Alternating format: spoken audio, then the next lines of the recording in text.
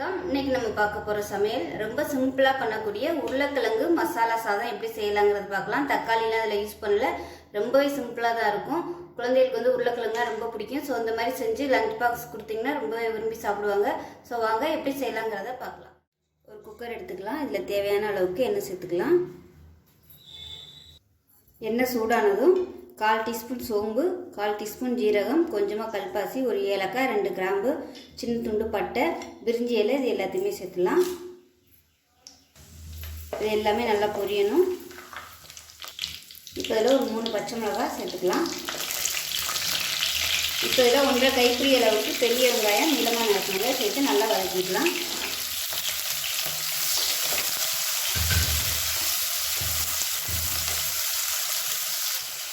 வெங்காயம் லேசாக வதங்கிட்டு இருக்கும்போது மீடியம் சைஸாக 3 உருளைக்கிழங்கு இந்த சைஸுக்கு கட் பண்ணி வச்சுருக்கேன். இதை வந்து சேர்த்துக்கலாம்.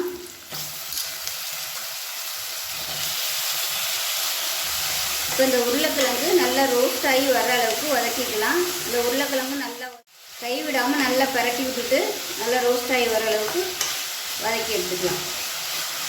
இப்போ இதில் தேவையான அளவுக்கு உப்பு சேர்த்துக்கலாம். அந்த உருளைக்கிழங்குல வந்து உப்பு பிடிக்கிறதுக்காக இப்போ கொஞ்சமாக உப்பு சேர்த்து வதக்கிட்டிங்கன்னா சீக்கிரமாக ரோஸ்ட் ஆகும், உப்பும் அதில் சார்ந்துடும். இப்போ உருளைக்கிழங்கு கொஞ்சம் நல்லா ரோஸ்ட் ஆகிடுச்சு. இதில் பார்த்தீங்கன்னா 1.5 டேபிள் ஸ்பூன் இஞ்சி பூண்டு பேஸ்ட்டு போட்டு நல்லா வதக்கிக்கலாம். முதல்ல போட்டோம்னா உருளைக்கிழங்கு வந்து வறுபடாது, அதனால தான் நல்லா கொஞ்சம் வறுத்துட்டு அதுக்கப்புறமா இஞ்சி பூண்டு பேஸ்ட்டு போட்டு நல்லா வதக்கிக்கலாம். இஞ்சி பூண்டு பேஸ்ட்டு பச்சை வாசனை போக வதக்கியாச்சு. இப்போ பொடியெல்லாம் சேர்த்துக்கலாம். 3/4 டேபிள் ஸ்பூன் தனியாத்தூள், 1 டேபிள் ஸ்பூன் மிளகாத்தூள், 1/4 டேபிள் ஸ்பூன் மஞ்சத்தூள் இதை சேர்த்துக்கலாம். நான் வந்து தனியாத்தூள்லே மஞ்சத்தூள் வந்து போட்டு அரைச்சதுனால நான் மஞ்சத்தூள் யூஸ் பண்ணலை. நீங்கள் யூஸ் பண்ணல மஞ்சத்தூள் வந்து சேர்த்துக்கோங்க. அப்படி இல்லைனாலும் மஞ்சத்தூள் இல்லைன்னா ஒன்றும் பிரச்சனை இல்லை, நல்லா ஒயிட் கலரில் கிடைக்கும் உங்களுக்கு. அதாவது ரொம்ப ஒயிட்டாக இல்லாமல் கொஞ்சம் ஒரு மாதிரி ப்ரௌன் கலரில் கிடைக்கும். பொடியை சேர்த்து நல்லா வதக்கிக்கலாம். பொடி சேர்த்து வதக்கியாச்சு. இதில் ஒரு 1/4 டம்ளர் அளவுக்கு தண்ணி சேர்த்துக்கலாம். இந்த மசாலா வந்து வேகிறதுக்கும் உருளைக்கிழங்கு வேகிறதுக்கும் தண்ணி சேர்த்துக்கலாம். ஏன்னா நம்ம 2 விசில் வைக்க போகிறோம். 2 விசிலில் சட்டுன்னு வந்து விசில் வந்துடும். அப்போ உருளைக்கிழங்கு வந்து கொஞ்சம் வேகாத மாதிரி இருக்கும்.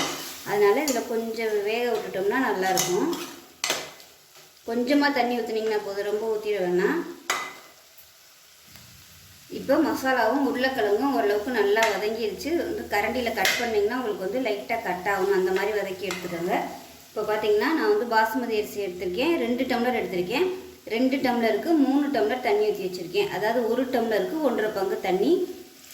அந்த தண்ணியை மட்டும் இப்போ நான் சேர்க்குறேன். நான் முன்னாடியே ஒரு தடவை வந்து அரிசியை கழுவிட்டு அந்த 3 டம்ளர் தண்ணியை ஊற்றி ஊற வச்சுருக்கேன். 20 நிமிஷம் ஊற வச்சுருக்கேன். இப்போ இது வந்து நல்லா கொதிக்கட்டும். இப்போ கொஞ்சமாக உப்பு சேர்த்துக்கலாம். இப்போ தண்ணி கொதிக்க ஆரம்பிக்குது. இந்த ஸ்டேஜில் நம்ம அரிசியை சேர்த்துக்கலாம்.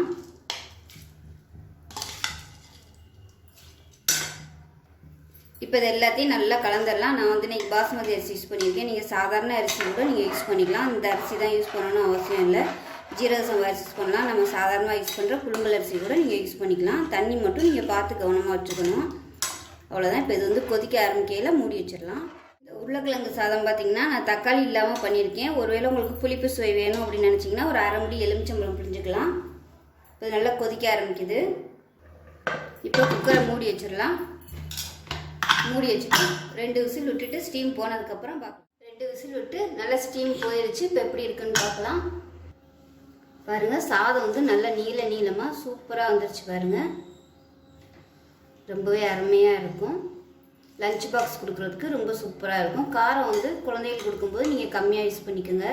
அவ்வளோதான். இதுக்கு வந்து ஒரு முட்டை ஆம்லேட்டு இல்லை ஏதாவது வெங்காய பச்சடி கூட சிம்பிளாக வச்சு சாப்பிட்லாம். நான் வந்து உருளைக்கிழங்கு மட்டும்தான் யூஸ் பண்ணியிருக்கேன். நீங்கள் இதில் பட்டாணி சேர்க்குறதுனாலும் சேர்த்துக்கலாம். அவ்வளோதான். அருமையான உருளைக்கிழங்கு மசாலா சாதம் தக்காளி இல்லாமல் ரொம்ப சிம்பிளாக ரெடி ஆயிடுச்சு. ஸோ இதே மாதிரியே செஞ்சு பாருங்கள். செஞ்சு பார்த்துட்டு எப்படி இருந்துச்சுங்கிறத சொல்லுங்கள்.